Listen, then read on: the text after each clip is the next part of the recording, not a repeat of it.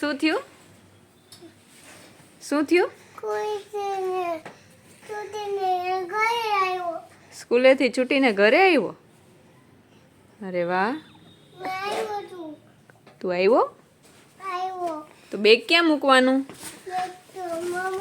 ક્યાં મૂકવાનું? હા, ફોટો પાડું? હાલો પાડું. બેગ ક્યાં મૂકવાનું પછી? નહીં, ઘરે આવીને ક્યાં મૂકવાનું? બાય.